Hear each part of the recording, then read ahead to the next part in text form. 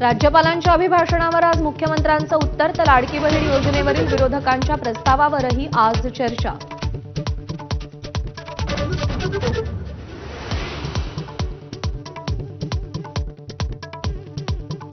आज राज्याचा आर्थिक पाहणी अहवाल सादर होणार। लाडकी बहीण योजना आणि इतर योजनांसाठी केलेल्या खर्चानंतर राज्याची आर्थिक स्थिती कशी याची उत्सुकता।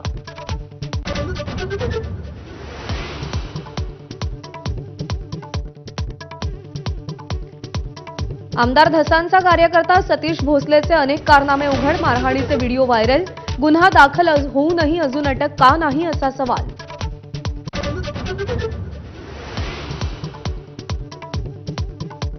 मुंबईत मराठी शिकलंच पाहिजे असं नाही म्हणणाऱ्या भैयाजी जोशींची सारवासारव। मुंबईची भाषा मराठी यावर दुमत नसल्याचं स्पष्टीकरण। भैयाजींच्या वक्तव्यावरून विधिमंडळात रणकंदन।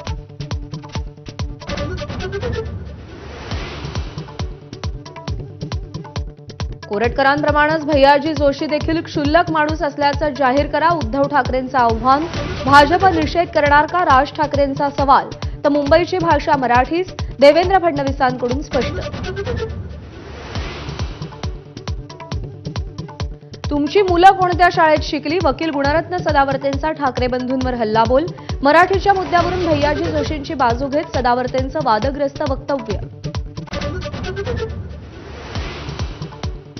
निलंबनाची कारवाई होऊनही अबू आझमींचा आडमुठेपणा कायम। आझमींकडून पुन्हा औरंगजेबाची स्तुती। कारवाईनंतर सर्वप्रथम एबीपी माझाला मुलाखत। आकारी पडजमिनी आता शेतकऱ्यांना परत मिळणार। विधानसभेत कायदा दुरुस्ती विधेयक सादर। 1093 प्रकरणं निकालात निघणार।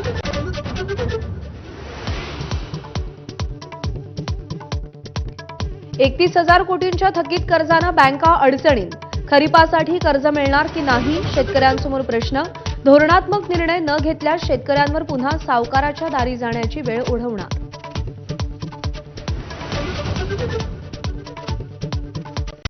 Headlines brought to you by Chitale Bandhu. ब्रेकनंतर